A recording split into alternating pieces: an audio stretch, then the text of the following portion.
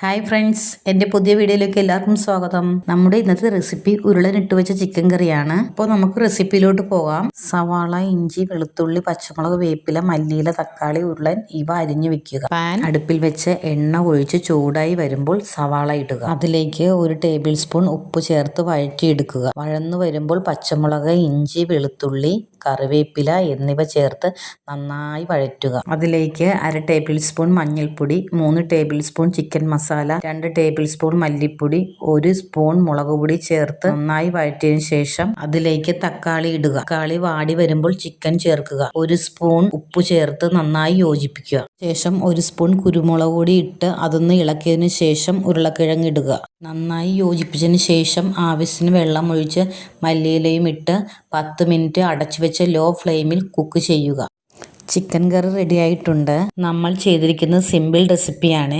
Video ഇഷ്ടപ്പെട്ടാൽ channel like ചെയ്ത് subscribe ചെയ്യണേ.